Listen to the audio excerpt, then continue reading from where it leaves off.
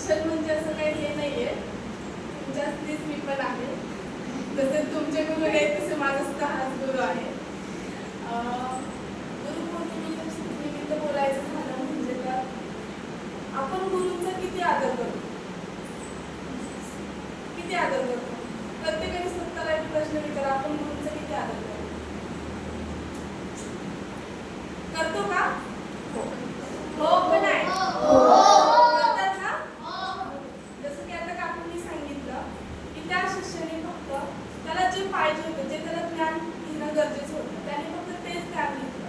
तसं तुम्ही सुद्धा जर गुरु तुम्हाला कुठल्या गोष्टीचं ज्ञान देत आहे, जसं ते सर असतील तुम्हाला एखाद्या गोष्टीचं ज्ञान देत आहे, ते तुम्ही घेतलं पाहिजे. की ते येऊन टाइमपास किंवा गप्पा त्यांचं ऐकायचं नाही, ह्या सगळ्या गोष्टी नाही केल्या पाहिजे.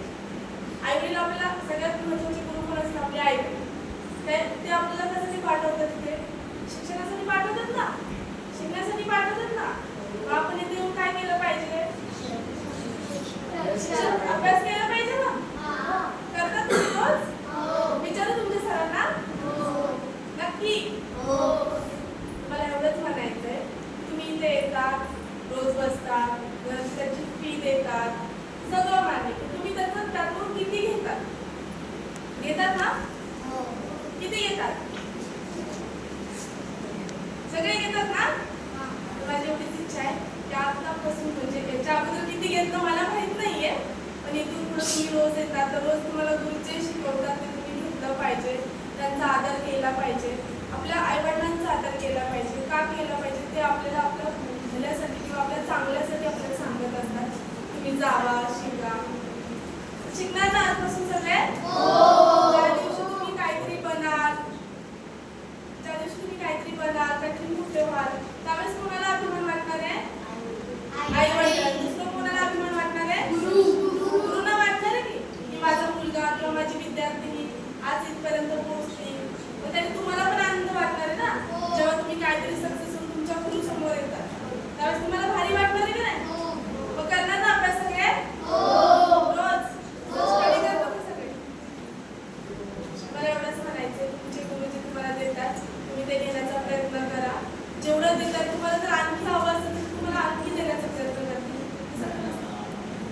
इथे तुमच्यासाठी 2-2 सर आहेत, बस ती त्यांच्यासाठी तेवढीच म्हणजे ही असेल नाही का. ह्या गुरुपौर्णिमेला सगळ्यांनी प्रॉमिस करा की आजपासून आम्ही सगळेजण जे सर सांगतील ते सगळे नियमितपणे सगळं दिलेलं स्टडी, होमवर्क सगळं पूर्ण करणार ना?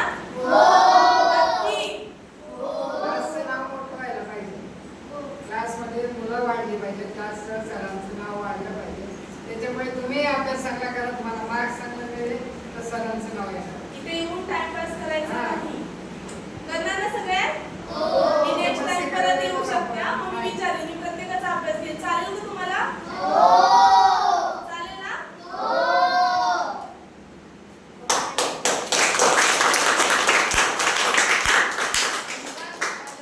त्यांनी खूप महत्त्वाची सूचना या सगळ्या विद्यार्थ्यांसमोर दिलेली आहे. आता आपण आपले लाडले आणि प्यारे सर सूर्यकांत सरांचं भाषण ऐकणार आहोत.